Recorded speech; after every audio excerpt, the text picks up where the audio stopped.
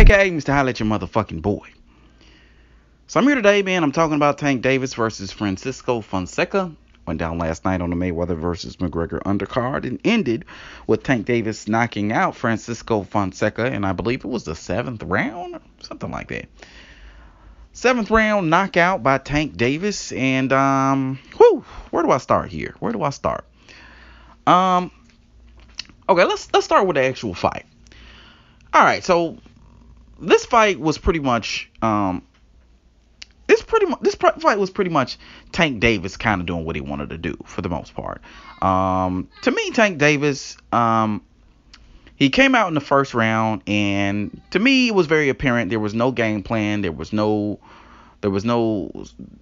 strategy. He didn't know what he wanted to do coming into this fight. He just kind of came into the fight, or came into the first round kind of pressing the attack. And that's pretty much what he did. Now, the thing is, in this particular fight, it looked like typically Gervonta Davis is a lot more consistent in what he does. But in this particular fight, it looked like he was kind of fighting in spots. I don't know if it was a result of something with the conditioning or if that had something to do with the game plan, even though I mentioned it didn't look like he had a game plan, but he was kind of fighting in spots there, all right? And there was a lot of downtime in those rounds. He would land some good combinations early on, mid part of the round, and then afterward he would kind of back off and be on the defensive. And Francisco Fonseca would kind of take over and be a little bit more active, a little bit more busy. Now, mind you, Fonseca wasn't winning those rounds because Tank was landing the cleaner, more effective, harder shots. But overall, as far as the work rate, it was pretty even, kind of. Actually, Fonseca was working a little bit more, to tell you the truth. So that was pretty much the rhyme and reason all the way up till about the 7th round, until Tank kind of got a little bit more consistent with his output and ended up hurting Fonseca and putting him down.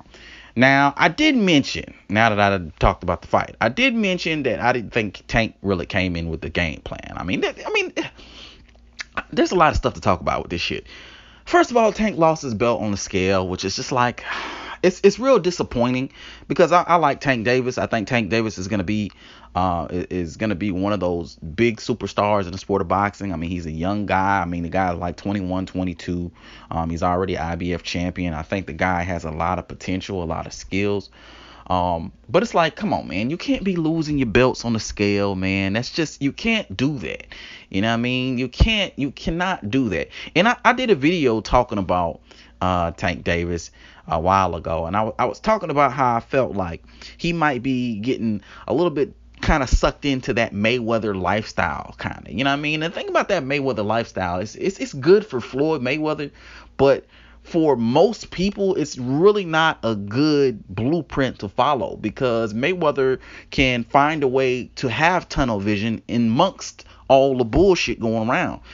Tank Davis, maybe not so much. Maybe you don't have that ability to be able to focus the way Mayweather could focus with everything going on around him. You know what I mean? So it's like, in that last video, I was kind of saying maybe he should kind of separate himself from Floyd Mayweather. Not like separate himself, like break away from Mayweather Promotions, that kind of thing. But as far as his lifestyle, he should kind of keep Mayweather at a distance when he's training, getting ready for a fight, and kind of be able to kind of focus more. You know what I mean?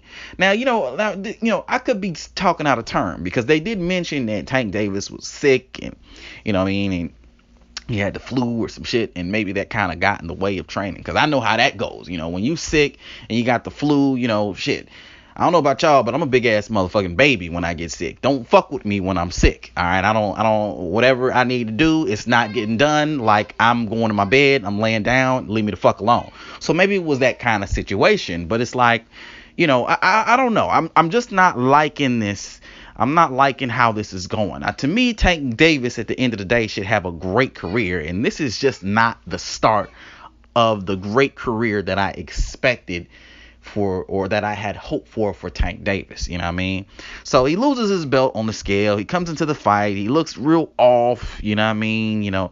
Fighting in spots, not consistent like we know him to be. And it's just like, you know what I mean?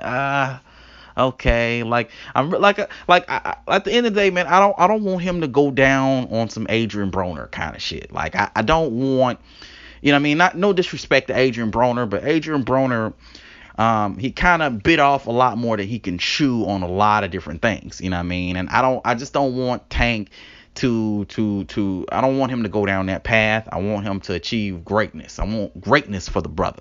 All right. So with all that being said, let's go ahead to the stoppage, because the stoppage seems to be very controversial, even though I don't know why, but it seems to be very controversial. A lot of people feel like the stoppage, and including Fonseca himself, they feel that the stoppage was a result of him getting hit behind his head and all that old kind of silly shit. Look, first of all, Fonseca, all right, that hit behind the head, it didn't even fully connect. All right, if you look at the actual punch, it grazed the back of his head, so it wasn't even like a full contact hit. Tank was throwing a left hook. The left hook grazed the back of his head, but it wasn't aimed at the back of his head. It grazed the back of his head because it was a result of him throwing the left hook. You know what I mean? And then he was already on his way down. So I really don't understand, like, why the fuck people say it was a result of an illegal punch when the motherfucker was already on his way down. He was already grabbing Tank as he was falling down. That's the reason why Tank missed the goddamn punch. That's the reason why he got hit in the back of his head, because Tank threw the left hook. He was on his way down, and he missed the left hook as a result of him falling down. So it was like some bullshit, man. Like, get the fuck out of here with that stupid ass shit. Look, the man got stopped. He got knocked out. He tried to fake it. He tried to fake it till he make it. It was real obvious. He tried to, like, curl up and cry like a girl and shit on the floor and shit.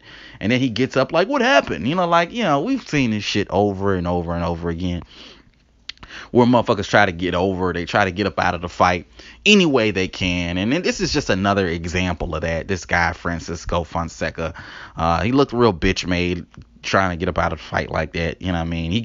Ultimately he got hurt with that straight right hand, that counter right hand before. You know what I mean? That had him doing a stanky leg. And then he got hit with like a 2-punch body shot combination. That hurt his ass again. And I think he got hit with another punch too around that time too. So it was real bad for this guy, Fonseca. You know, I really don't know what the fuck, you know what I mean, he's trying to pull with this old stupid ass shit. He's talking about he wants a rematch, but I mean, come on, dude. If that was a 100% Tank, he would have been knocked out in the second round. Like, Tank should not fight this guy again. It would be a waste of fucking time. Like, you know, the guy lost, you know, that's all there is to it, you know. And it's real shameful that this motherfucker's trying to drag the shit out and trying to, you know, garner support, you know what I mean? So, you know, fuck out of here. It wasn't no decision. He got knocked the fuck out. He was already on his way down. Get out of here. Come on with all that. You know what I mean? You know, I mean, but ultimately, man, I mean, as far as the performance for Tank, you know, all that bullshit out the window, as far as the performance for Tank, I wasn't impressed. I didn't really, and then Tank had all the showboating and shit that he was doing in the fight, man, which I did not like.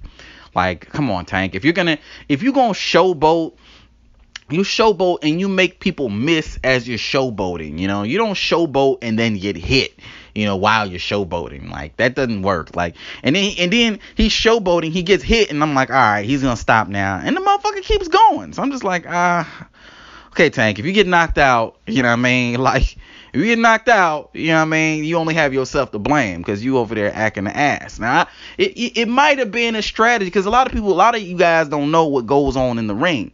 You know, when a lot of times when fighters do the showboating, it's to kind of goad their opponent into throwing reckless punches so they can counterpunch. That's the purpose of it. You know what I mean? It's not just to showboat and embarrass the opponent.